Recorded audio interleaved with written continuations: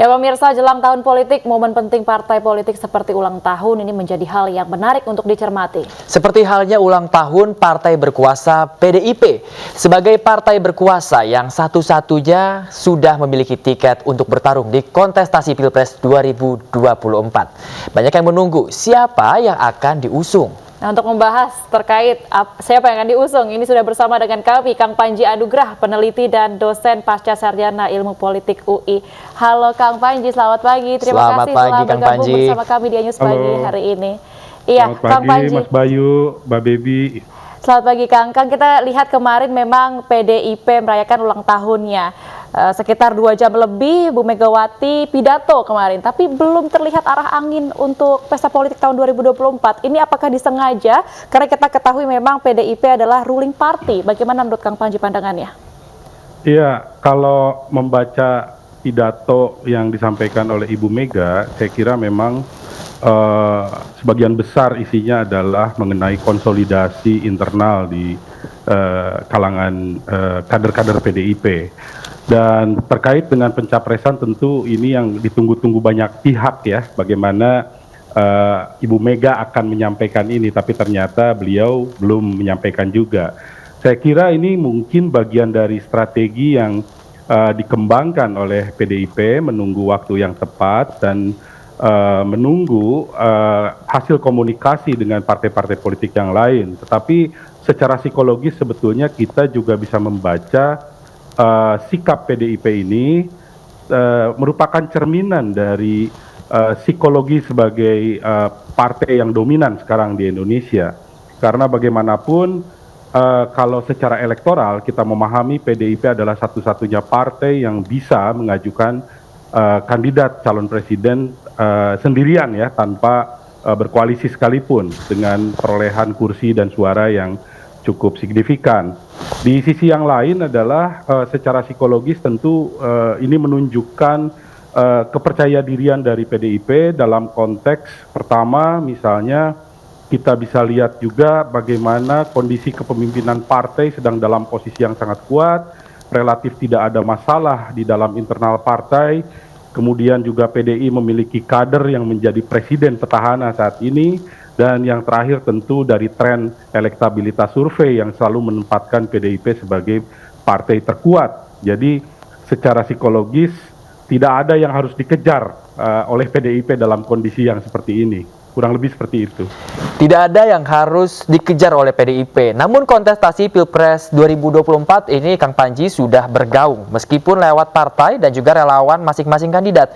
Nah, menurut Kang Panji, strategi apa yang sebaiknya ini digunakan oleh partai penguasa seperti PDIP ini, Kang Panji? Tentu dengan memiliki rasa percaya diri tidak berarti bahwa PDIP melakukan tindakan ataupun sikap yang terlalu berlebihan di dalam konteks ini ya. Misalnya kalau kita lihat dari beberapa perkembangan terakhir, Ibu Mega mengutus Mbak Puan untuk melakukan proses komunikasi politik dan ini sudah dilakukan.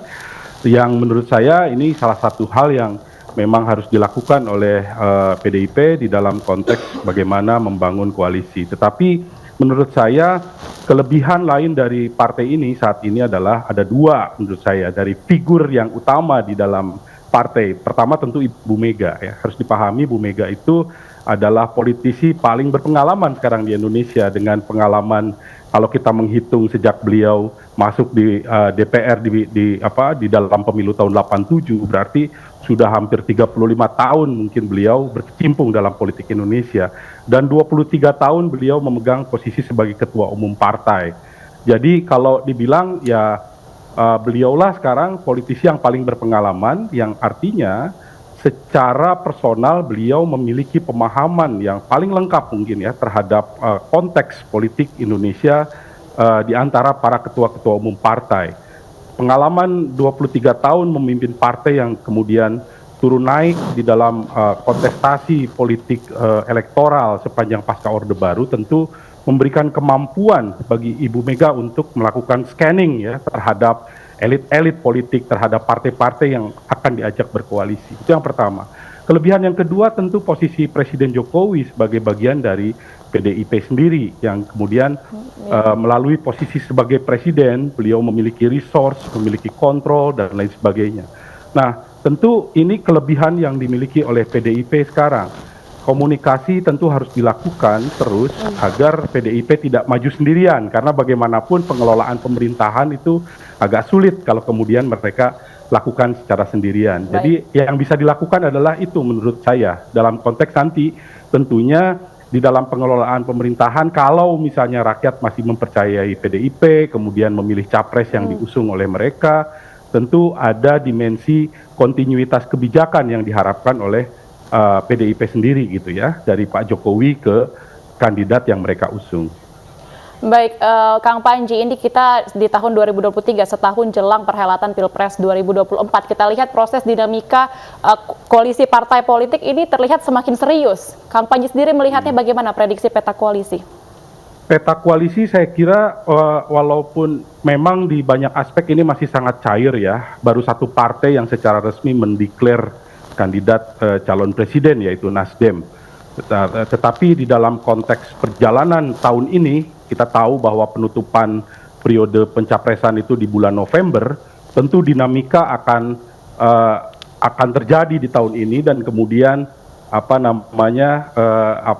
pergantian posisi partai di dalam mendukung calon dan lain sebagainya masih dimungkinkan ya, sangat cair. Tetapi yang menarik adalah dengan positioning yang sudah terjadi ya, dengan misalnya elektabilitas hasil survei dari kandidat-kandidat yang sudah ada, sebetulnya kita sudah bisa petakan. Secara matematis kan kalau misalnya 20% kursi, maka kemungkinan maksimal yang bisa maju adalah 4 kandidat ya, 4 kandidat lah katakanlah seperti itu. Maka dari kemungkinan-kemungkinan itu kita bisa melihat misalnya kalau misalnya katakanlah koalisi yang dibangun oleh Nasdem, kemudian Demokrat dan PKS ini jadi, kemudian PKB dengan Gerindra, kemudian KIB, maka PDI juga bisa mengajukan calon. Ini kalau asumsi pada 4 poros, tetapi mungkin juga terjadi 3 poros koalisi yang dimungkinkan PDIP membangun koalisi besar ya. Kalau misalnya KIB bergabung dengan PDI, maka itu akan menjadi koalisi yang katakanlah cukup signifikan ya, perolehan kursinya mencapai 48%, artinya hampir mayoritas gitu ya. Jadi kalau saya lihat kemungkinan yang terjadi adalah paling besar adalah di 4 poros kekuatan koalisi, atau paling tidak di 3 atau 2 mungkin ya, 2 poros koalisi. Tetapi kita akan melihat tentu proses ke arah sana akan sangat dinamis, dan tentu bukan hanya sekedar komunikasi di antara partai-partai, juga melihat bagaimana elektabilitas calon-calon yang akan diusung. Dan sekarang misalnya dari hasil-hasil survei kita tahu ada 3 besar nama figur-figur yang selalu muncul ya di peringkat 3 besar tertinggi. Nah, mungkin itu juga memberikan pengaruh terhadap peta koalisi yang kemudian akan muncul di tahun ini gitu. Baik, Kang Panji, kita lihat percaya diri sekali PDIP dan tentunya menjadi misteri, dan kita tunggu nantinya seperti apa pergerakan dari PDIP ke depannya. Terima kasih banyak Kang Panji, Kang Panji Anugrah, peneliti dan juga dosen Pasca Sarjana Ilmu Politik UI. Terima kasih Kang Panji. Terima kasih Mas Bayu. Terima kasih Mbak atas Devi. waktunya Kang Panji. Kita juga berharap semoga Pilpres 2024 berjalan dengan lancar, dan tentunya kader-kader ini juga bisa menjadi wadah perjuangan politik rakyat berdasarkan Pancasila tentunya.